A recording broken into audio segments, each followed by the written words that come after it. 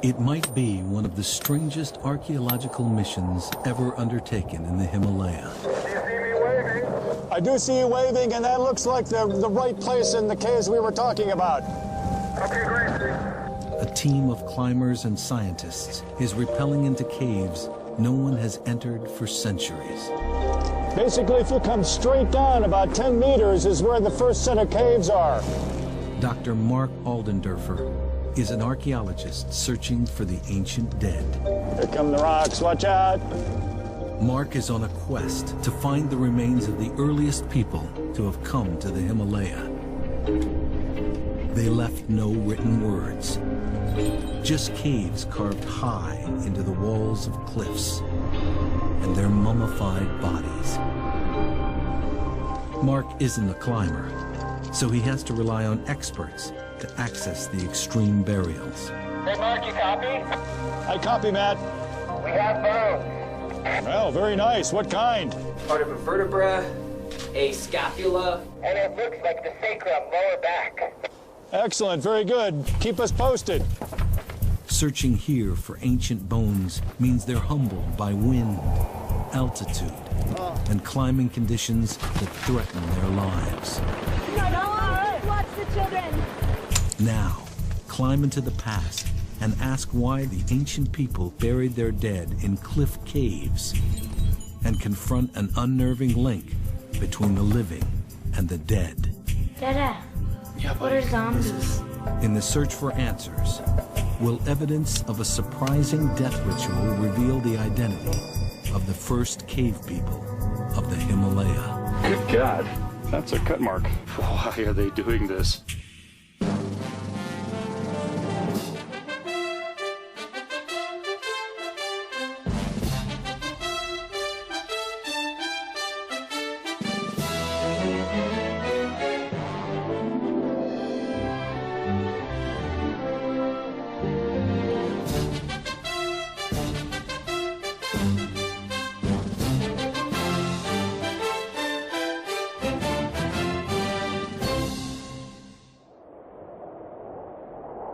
Funding for this program was provided by.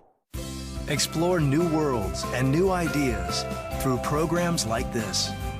Made available for everyone through contributions to your PBS station from viewers like you. Thank you.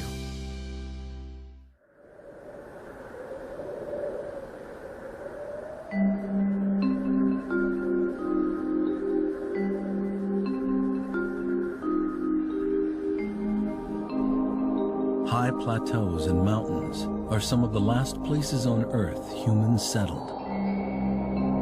The rarefied air wreaks havoc on people and the land. Few eke out enough of a living to survive. What if we could catch a momentary glimpse into the past and see who first settled here? Look into the faces of the cave people of the Himalaya. By exploring how they buried their dead, could we figure out who they were and why they came here? The real issue is trying to understand when people came, where they came from, how they got here. All of these kinds of anthropological questions about human migration, movement across landscapes, especially in a landscape like this, which is really difficult.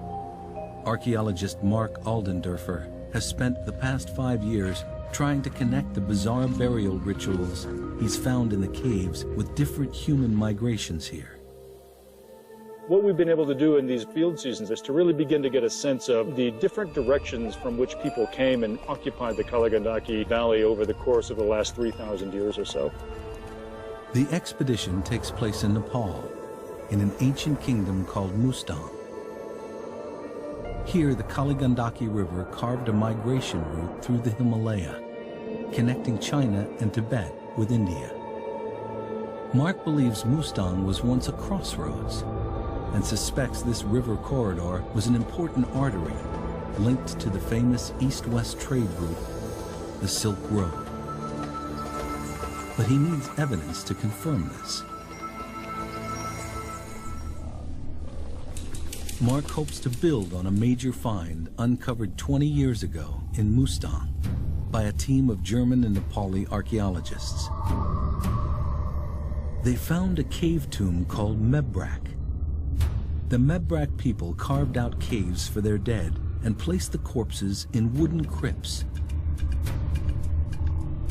Ankles were bound with fabric, bodies flexed in a fetal position.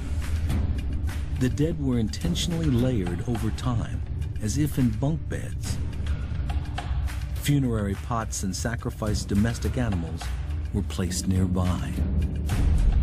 The mummified remains were dated to between 400 BC and 50 AD. Where did these people come from? And were they the first to settle here? The answer is hidden within more cave tombs, where Mark hopes to compare new finds with the death rituals of the Mebrak burials.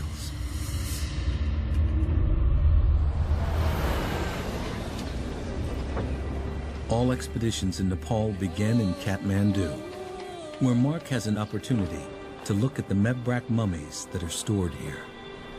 Now the mysteries of the past are revealed. For the first time in 20 years, the Mebrak mummy collection is reopened. Mark has invited Dr. Jacqueline Ng, a bioarchaeologist, to conduct forensics on the bones. Well, you got some teeth here. Excited? Couple of teeth and an ear too. Look, they cut for sampling. Oh yeah, they did do some sampling. The German team took DNA samples from the bones in hopes of determining who the Mebrak people were. But the results were inconclusive. Mark will resample using the more reliable teeth. Major overbite. Good samples will also give Mark a genetic baseline to compare with other burials he hopes to find. This is just extraordinary. It's still articulated. Collagen is still somewhat intact. Look at the nails. You really don't find things like this very often in the archaeological record. You have to be very fortunate. I mean, there's just nothing quite like having this quality of remains. It's an amazing collection. It really is something. Mark believes this collection of naturally mummified corpses is one among many others still buried up in Mustang. In all, 42 individuals were exhumed from the site, and 3 were children under the age of 6. This one was a neonate, less than 6 months old.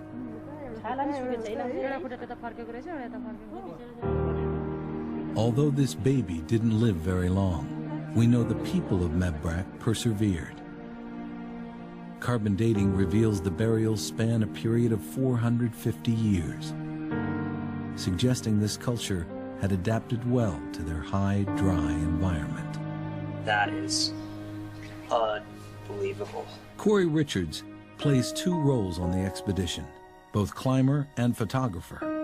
He's helping document all cave artifacts and will photograph the story for National Geographic magazine.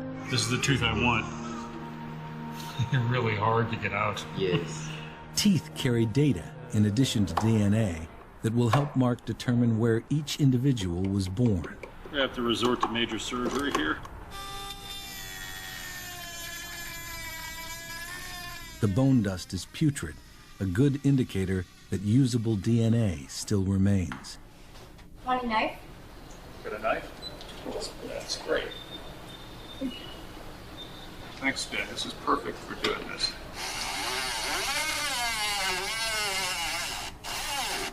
You're cutting the tooth, Yeah, right? I know, but I had to do it to get it out in this case. Yeah, I did. So that's RM2. Mark's objective, find more burials, especially teeth. They're up there, buried somewhere, deep in the caves of Mustang. The expedition is headed to the hinterlands, cave territory the team has never explored. Porters will carry 65-pound loads, while pack horses take on double. The loads are a mix of climbing gear, camping equipment, food, and film cases.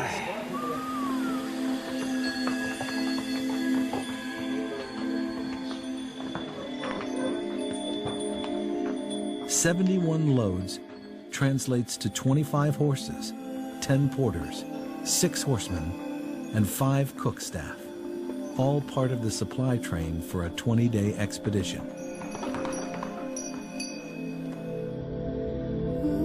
A journey through Nepal's Kali Gandaki Valley can be epic, but for some people, it's a way of life. The expedition is led by 7-time Everest climber and National Geographic grantee, Pete Athens, and will be documented by his wife, filmmaker Liesl Clark. Their children have spent a good part of their lives here, schooled on the trail. Step on. This is the new trekking style. Big wall climber Matt Siegel also entertains the younger expedition members. From an airstrip at 8,000 feet, the team has journeyed north up the Kali Gandaki River. En route, they'll pass some 50 cave systems they've explored on previous expeditions. Destination? The northernmost village of Mustang, called Samzong, at 14,000 feet. Jackie. Just before reaching the village, 7-year-old Finn finds bones scattered along the river. Definitely not human. Yeah, cow. Yeah, it's a right cow femur. Sharp eye, those kids of yours. Next comes a clue that they've come to the right place. Finn found this humerus of a human. You can see it's a proximal humerus on the right. Don't know what context this comes from. Maybe washed down from somewhere. They're told they're the first foreigners to camp in the village. Most of the men are away, treating their goats at the border with Tibet. The team is given permission to explore a set of shallow caves just above where Finn found the human arm bone. Jackie and Mark's Nepali counterpart, archaeologist Mohan Singh Lama, find several bones just below the caves. These bones are inside the caves. Later, when the caves collapsed, all these antiquities or bones came down in the reach of the river. This is the fibula, which is the side bone, right rib. Here's an adult 4th metacarpal, which is part of the palm. At least 3 individuals.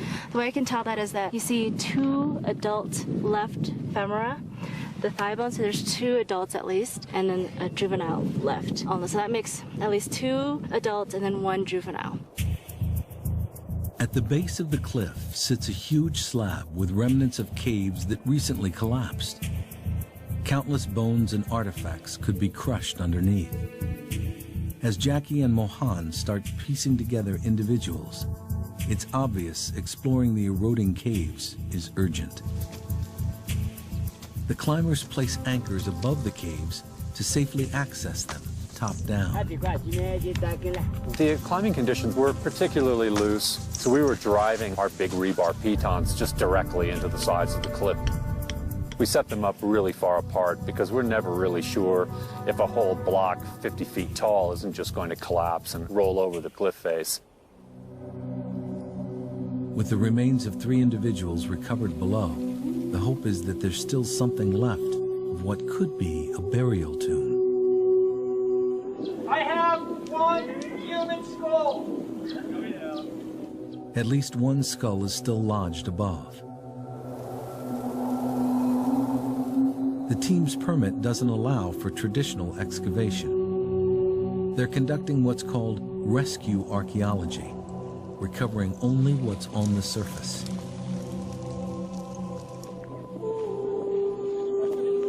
Let me ask you this. In the room, do they seem to be just scattered everywhere, or just, are they concentrated in one place or another? He's always talking to me about context. I need context for where you find things, how you find things, what they look like. So the first thing I do is I start taking pictures and rotating the camera incrementally in a 360.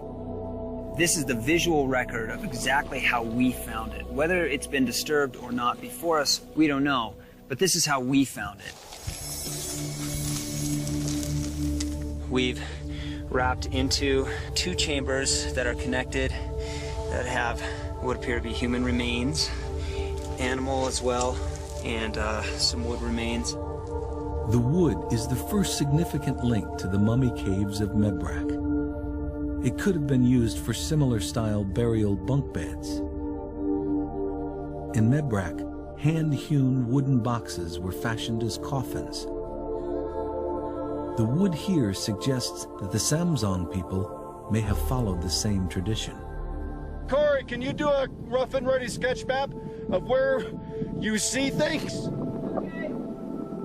What we've done effectively is to divide this whole crypt here into 3 separate parts. What we want to do is to quickly draw, label, and then number, and then get them down to the scientists. But most importantly, if we don't capture the context, we lose a lot of information.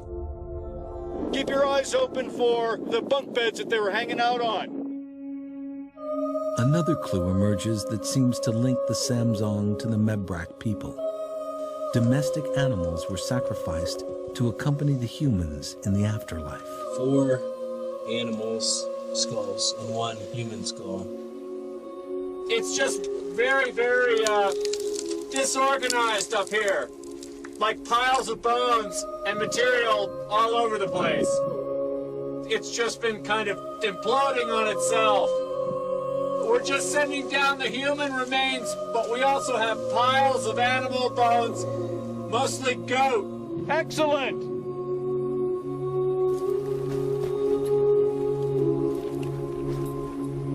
A 200-foot descent to the world of the living below.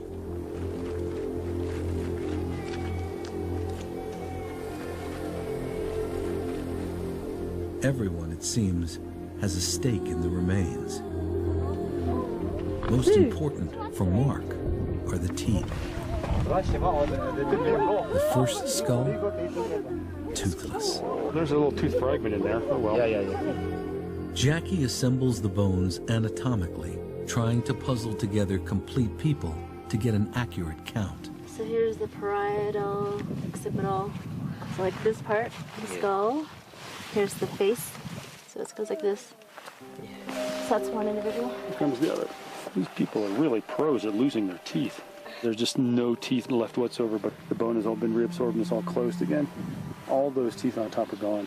Oh boy. Gummy. Yep, gummy. Where's my DNA?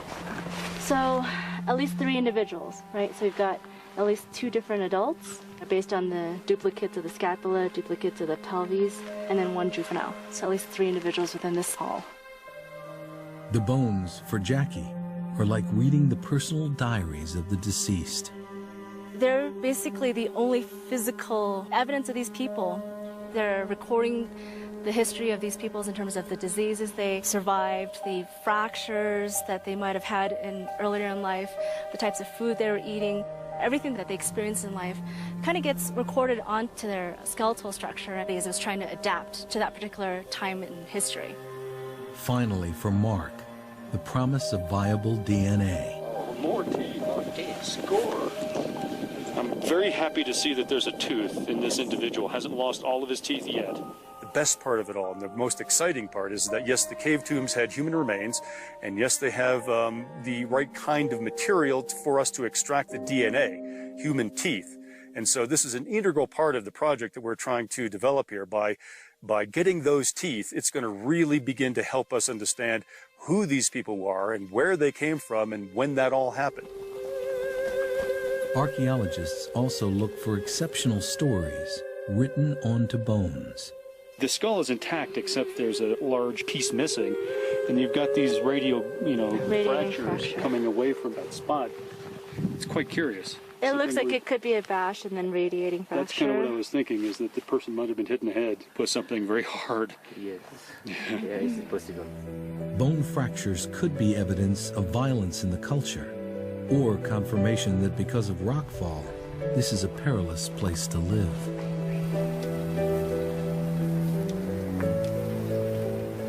Mark just told us we got exactly what we came here for. Yeah. I wish we could take a shower, but But we can't. This little stream right here is as close as we're going to get to running water. That's a bath right there. Is there after? Yes. Restaurant today. Fantastic. Thank you so much. What a day, huh? 2 skulls were literally coming out of the wall. I felt like we took another major incremental step back into time. Amazing day. The really brownish one. Oh, yeah. I just saw the top of it and sort of brushed around it, and it has teeth, and it only has one sort of hole in the side here, but it's you know what? totally We have some interesting thoughts about that. It looks like we think maybe that person got smacked in the head. Oh, yeah. Because there's a radial fracture that comes right away from the suture, and the suture is detached as well. That might be a blow. The plan is to return in the morning. Only half of the caves have been explored.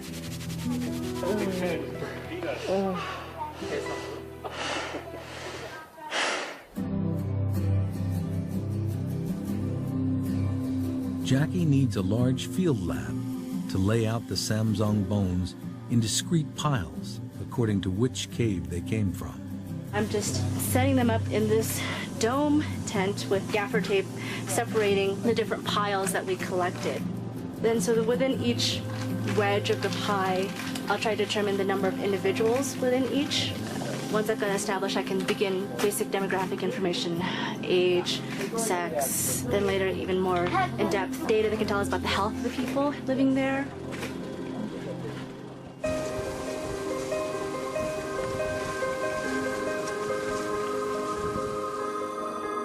People carved these caves because this was their cultural pattern on how to deal with the dead. This is how they see placing people into the afterlife. You know, we Westerners often put ourselves in cemeteries. These folks here created a different kind of cemetery, what I would call a communal tomb, where they would put family members into these caves and use them again and again as part of their ritual practice. The bone rescue mission today is quite delicate. I think we're looking at 1 or perhaps 2 individuals here. Definitely some animal bones accompanying. Looks like a lot has fallen out of here. It's a pendulum ballet for a dancer trying to leap onto a stage with a ceiling half his size.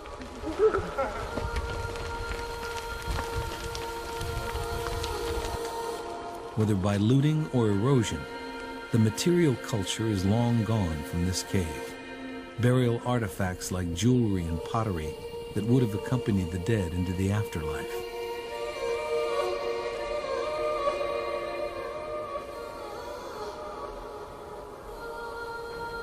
After 2 days of rescue archaeology, the team recovered remains from a minimum of 27 individuals.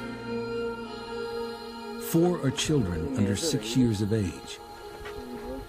Most are adults over 20.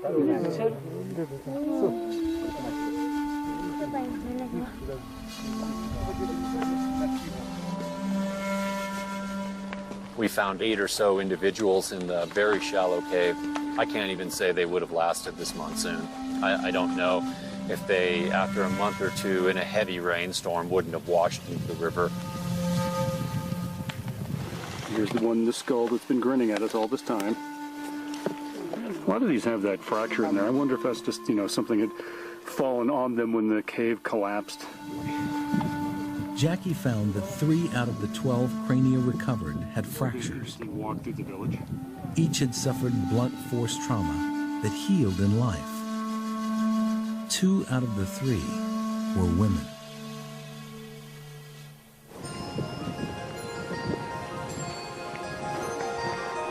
Through Jackie's bone analysis, we have a clearer picture of how the early Samsung people lived.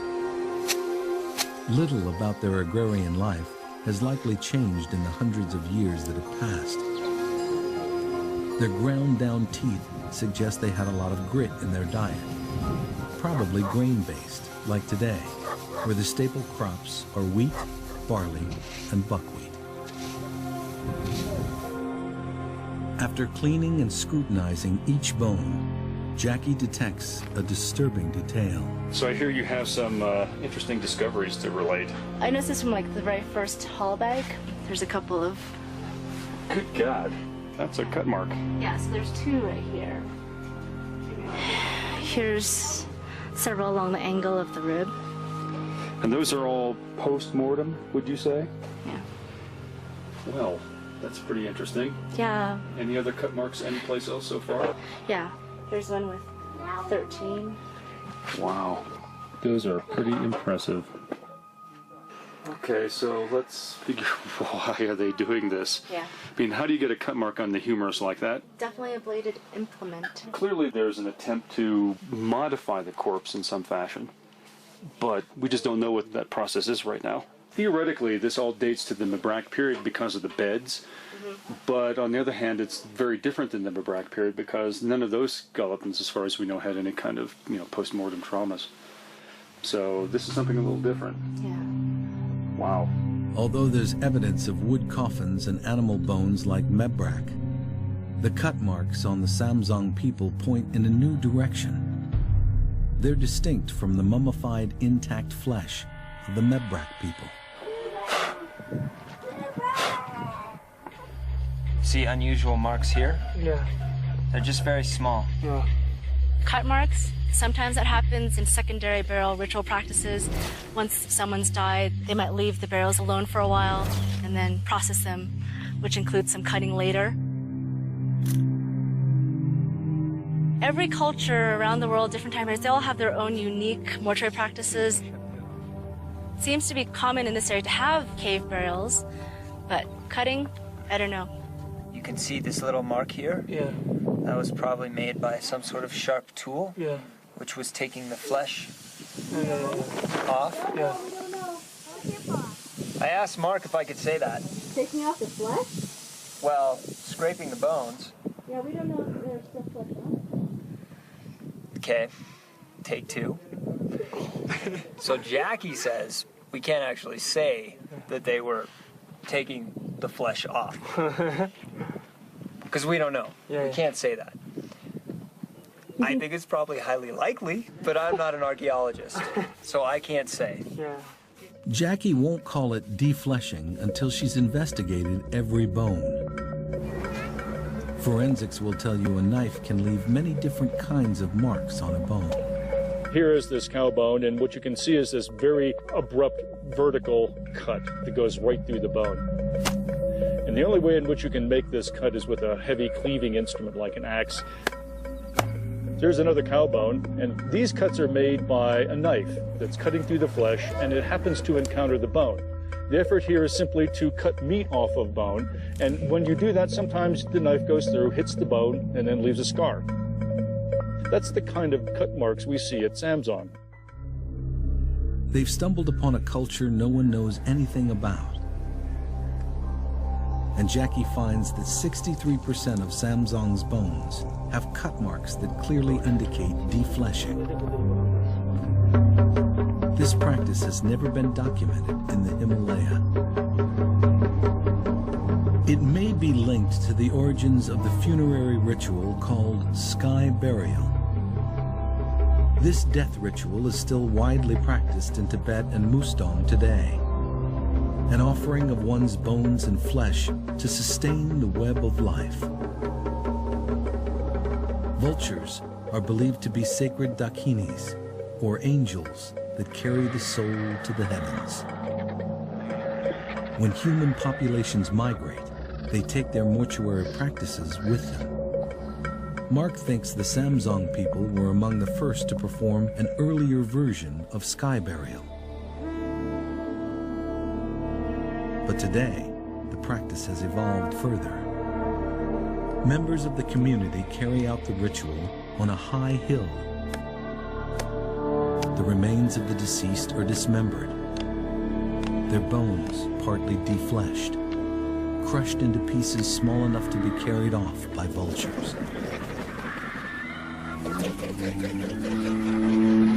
The earliest recorded account of sky burial is from the 8th century. But carbon dating shows that the Samzong people may have been practicing some rudimentary form of it 300 years earlier. It's similar, but not quite like today's sky burial, where all that remains of the dead are a few shards of bone, along with the haunting marks of charnel tools on stone.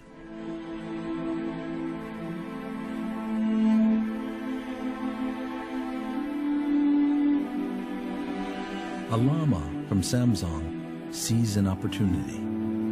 The local lama was asking for a skull in order to use for tantric rituals. For hundreds of years, Buddhists have used human bones in rituals surrounding death. He wants to make a cup for tantric rituals. Yeah, tantric rituals. I mean, there's no guarantee that we can provide that. Does he have a skull he's currently using? He lent somebody the house and use. Okay. So he wants to his one skull. Ah, okay, I see. Right now he's borrowing somebody's home. It's an absurd conversation from the perspective of Western science.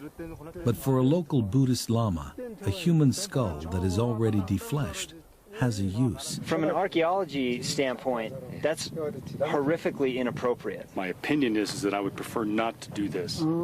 But since this is not my country, I have relatively little standing in making this happen. From a scientific standpoint, it's a bad idea. He cuts the top off the skull and uses that as the cup, right? Yeah. In Mustang, skull cups are used in many rituals. Some are adorned with metal and precious stone. This one is sanctified with butter.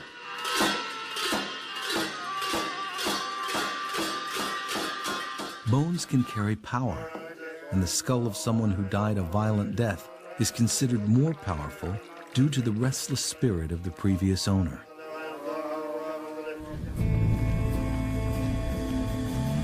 Pete, who is Buddhist and also teaching his children about the religion, wants to learn more about defleshing of bones.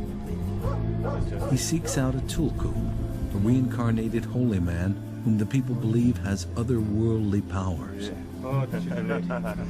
The tulku uses human bones in ritual. He may know of past rites involving defleshing.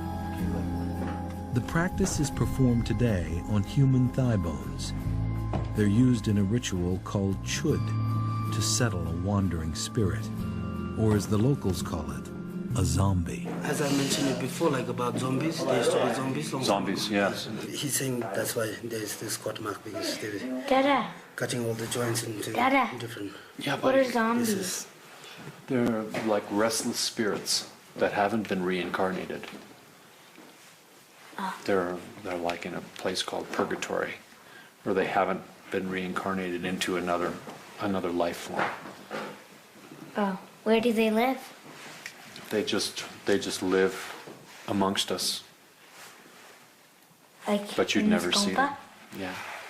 Yeah. Not so much in this gompa, but they just live amongst us. We'd never see them because they don't have a body. And the purpose of the chud is the offering of one's body with compassion to these restless spirits. Chud ritual uses a horn made from a human thigh bone. Often performed before a sky burial, chud ritual is a metaphysical offering of a lama's flesh to the unsettled spirits of someone who has died suddenly. The practice brings the demons under control.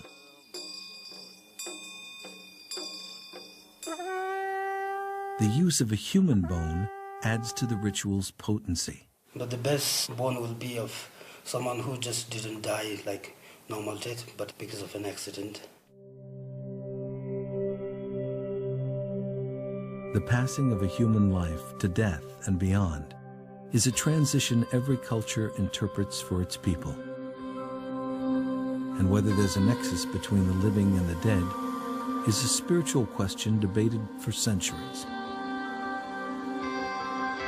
I'm Chinese American, and we still follow the same rituals of going to cemeteries and paying respects to our ancestors. So I'm very much in tune with that sort of spiritual significance that people attach to remains. And I understand that people look at bones and they think, is there some spirit that's still attached to them?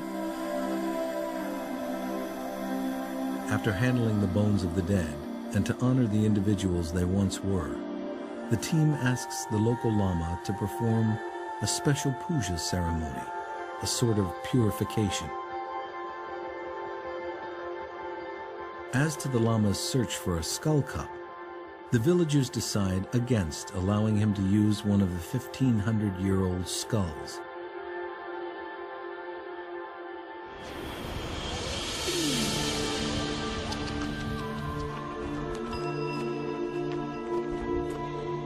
There's just enough time left this year to explore one more cave down valley.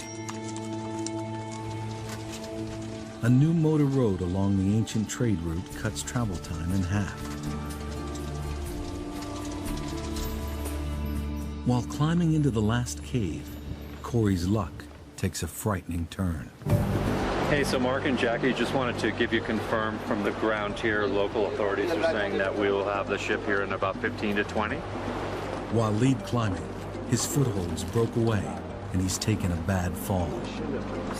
Corey's sacrum is broken.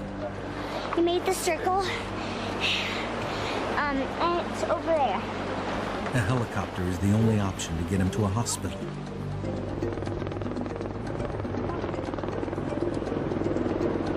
Local police give clearance for the landing. Passport number. Passport number? It's over there. Pete has given an injection for the pain. The situation suddenly gets worse. The helicopter hits a power line. Live wires could be caught in the rotor. Out of the way. They have to find a place to step over the wires without getting electrocuted. The ordeal becomes surreal. Seriously injured climber, river water, electrical wires, Watch the children. No touching wire. even donkeys carrying fuel.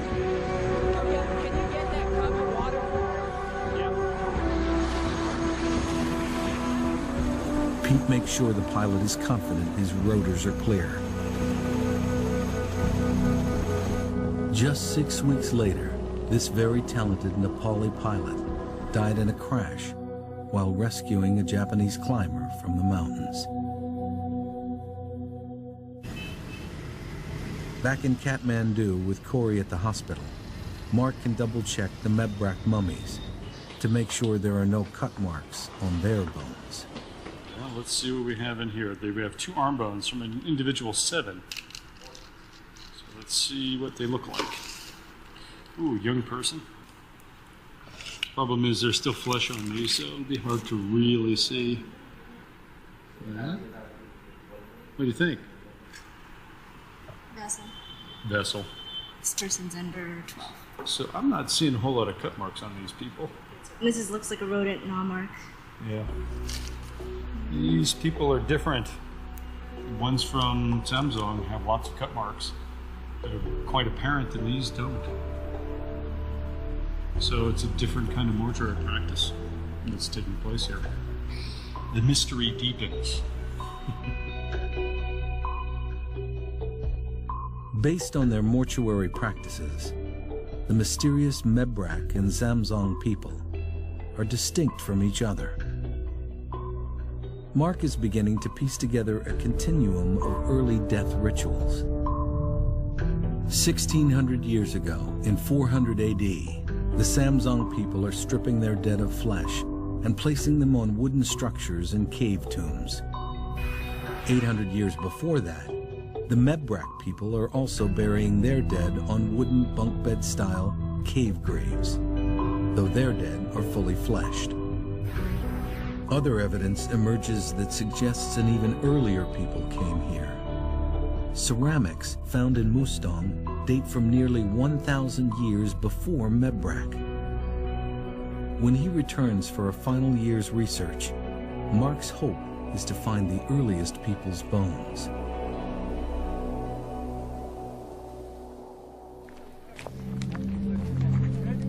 Nine months later, Corey has recovered, and the team assembles again for a trip up the Kali Gandaki. A big-wheeled truck is the quickest means of transport along the riverbed. In the aftermath of Corey's fall, everyone's anxious about safety. But this is a window of opportunity they have to take. To access the caves, they must cross the river that at any other time of the year would be impossible to forge. En route, Mark wants to take another look at the ceramic evidence of the mysterious people they're searching for. The pottery has been dated to 3,000 years ago in a style known as Chocopani. If he can find a burial with both these ceramics and bones, he will have found the remains of the earliest settlers. Wow, look at all of them. And so all of these vessels came out of the cave, yeah? Yeah. Mark's partner, archaeologist Holly Moyes, is an expert in ceramics. This is a very basic pottery technology right here. This is kind of the beginning of pottery technology in a sense, because you're making things by hand, you're not making them on a wheel, and then you're pit firing them, you're not putting them in a kiln. These things are perhaps especially for the dead to bring them into the graves when someone goes. And so, you know, they make these pots at that time. If they find the Chocopani ceramics on the ground, they'll look for burial caves above. Once you find those ceramics, then the question really is, can we then go into the caves that are associated with them or nearby and then get a sense of whether or not those are really mortuary caves or not? Again, Finn finds a critical clue. Whoa, what you got? This is stuff that is Chocopani or Mabroc era, you know, as early as 3,000 years ago and maybe as late as, 400 BC or so, but this is the early stuff. So there's an early occupation here, so that means you guys got to go in those caves and find the stuff. Be safe, though, okay? We're going to do our best. Don't be falling off this cliff for science. As soon as Pete and Matt access the caves, they find something striking. I got some really crazy pottery up here that's engraved with daggers. Daggers? Well, that's pretty cool, so get some good photos of that, please. They also find bones, including a mandible with good teeth for sampling. We've just uncovered a human jaw with intact lower molars. Then, Matt finds a hole that looks like a burial. It sure does sound hollow. Do you think we can get Mark up in here? Should we try to do that? You need to bring your hand out, but not really up towards the device that much. You'll just be letting the rope slip through your right hand. So this rope is slipping through my hand here as I bring it forward. As you bring it forward and out, this will then come back into your hand. Just try to go back now. If I just go straight off, I don't have to look down, do I? Whoa, hold on. Sorry. Mark has rappelled only twice in his life. Thanks, Pete. I really want to get in these caves now, regardless of any kind of fears I have about hanging on the end of a rope. I need to be in there to see exactly what the context is and get a sense of what was going on in that site. There you go, just kind of slide in. Yeah. Thank you. Nice work. I appreciate your good services on this, gentlemen. Can you hand me my trowel, please? Mark uncovers layers of material below flat capstones. The stones, now jumbled, covered over successive layers of what appears to be a burial, called a pit tomb. It looks like a vertical shaft with a corpse at the bottom, then progressively layered with sticks, stones, and humans. Mark thinks there are more layers and bodies below. Mark has bones, but he doesn't have ceramics, and it looks like looters have plundered the burial. It's just been completely chewed up by the looters that came in here and started robbing. Hidden within a layer of sticks, Matt finds a means to date the cave. This is a pretty fully packed pod. Pete and Mohan measure the cave and sketch map it so they have a clear reference to correlate with Corey's photos. We're all set in here? I think so. Okay, see you in a little bit. Have fun digging in the dirt. The bones from this cave, called Riri by the locals, tell us there are at least 5 individuals buried here. 4 adults and 1 child between 3 and 7 years old, and there are likely more. Mark can't be sure just how old the burials are until he and Holly have a chance to analyze the pot and other ceramics found in the cave. So this is all stuff that we got off the surface. This stuff on this side came from the caves. This is a beautiful vessel. It was obviously handmade. You can even see the finger marks on the inside where they pinched it. So like my finger fits right in there. So I can see where the people went around and pinched this pot. And we know from the German Nepali project that these date to anywhere between 1000 BC and maybe 450 BC. And so that's Chokapani ware. These pots that came out of the tomb are also Chokapani ware. And so that's why we believe that some of the tomb contents date to Chokapani times. This is supposed to represent some of the original inhabitants of the Kaligandaki Valley. Teeth hold DNA, but that's not all. Your teeth trap critical information about you from the day you're born, a sort of internal chemical GPS. We can take the dental enamel, we can analyze it for something called strontium. It's one of the natural elements. And what variability in strontium isotopes tells you is a very precise geographic location of where you were born. Lactating mothers drink in strontium from groundwater and pass it on to their infants, and it stays with them for life, providing scientists with a perfect geolocator. Mark's strontium results reveal a surprising detail. While many of the men from Mebrak and Samsung were born here, some of the women were not. They're from the lowlands, further south. Mark thinks it was trade that brought them here, that this evidence supports this was a well-traveled crossroads where one could readily find a mate. Perhaps these women married the highland men and then adapted to this high, cold place. We found these human artifacts. A last expedition on their permit to Samsung confirmed for Pete and Mark that Mustang was a locus for significant trade. Looking into the cave, the post of the burial stand. They finally found the burial artifacts that accompanied the Samsung people in death. The team presents the finds to Nepal's Director General of Archaeology, Bishnu Karki. And this is the funerary mask. And you can see the eyes here. Glass beads were likely manufactured in the bead-making centers of Pakistan or Southeast Asia. Those interesting paintings. And a wooden burial coffin very similar to the ones found in Mebrak. And that's exactly what we hope to find is what the nature of those trade relationships actually are. Mark believes it was trade that enabled the early cave cultures to thrive. Passing caravans were a lifeline in a harsh place, bringing seeds, animals, and even wives to make survival here possible.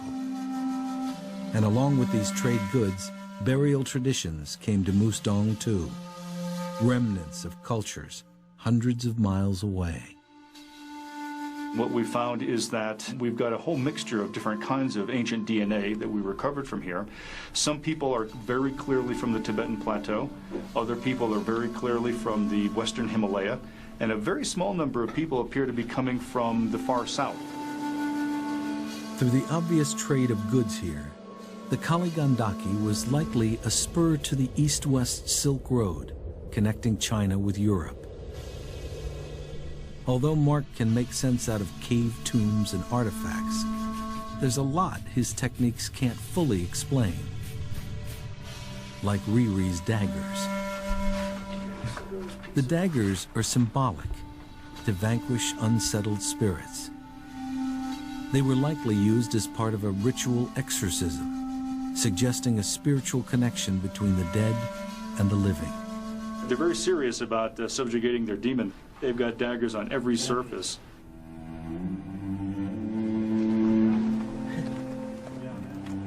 there's always one last cave.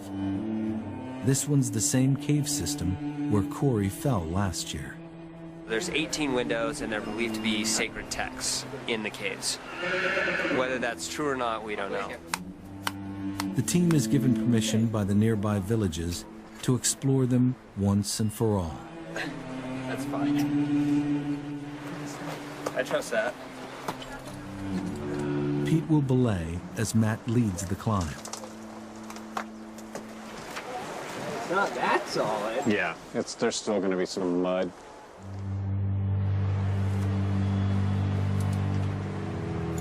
Although everyone wants to know if there are ancient texts in the cave, there's an uneasy connection to the dangerous events of last year. This time we're going to try and go more on the face, but using that chimney system to aid that progress, and I think it'll be better. The rock looks really solid. After 3 hours of placing protection up the route, Matt finally approaches the caves. These are the last shots before cameraman Lincoln Else decides to cut so he can run to the base of the caves to climb up and join Matt. Hey, Lisa, I'm actually gonna cut. Matt's rope loosened a rock, and seconds later, the world for cameraman Lincoln went black.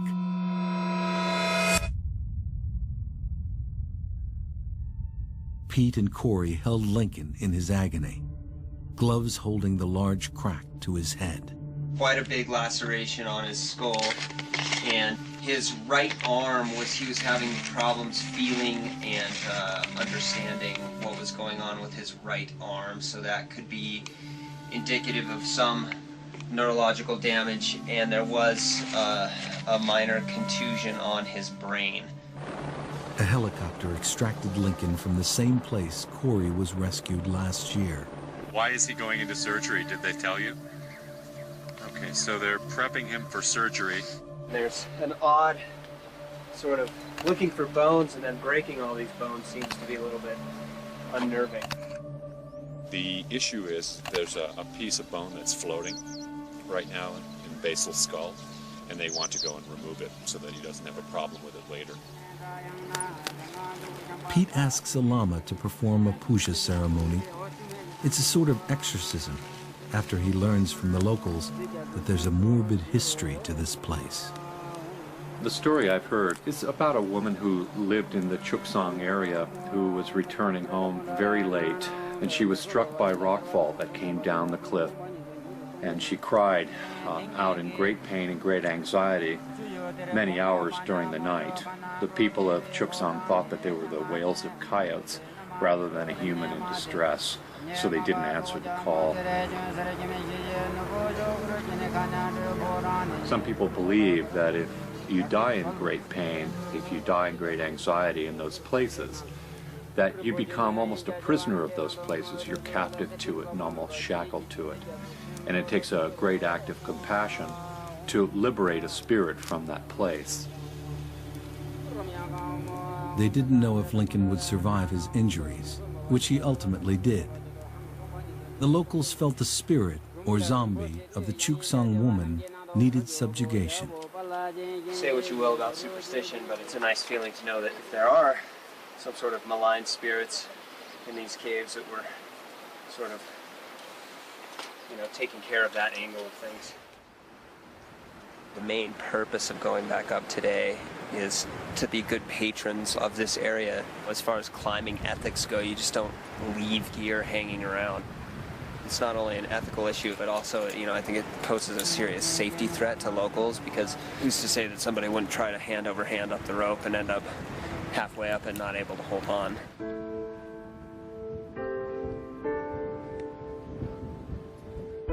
The caves were perfectly empty. Most likely meditation cells used by Buddhist monks, searching for an end to suffering in life and death.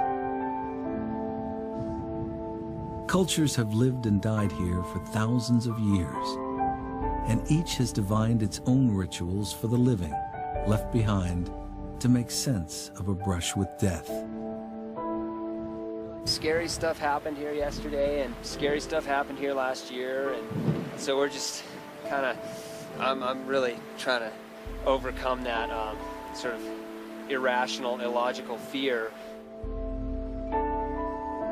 The team will come back, but not without pause for reflection on what they've learned about not only the first people who came here, but those who remain, the unique burials of their dead, and their rituals surrounding the fragile relationship that exists between the living and the dead.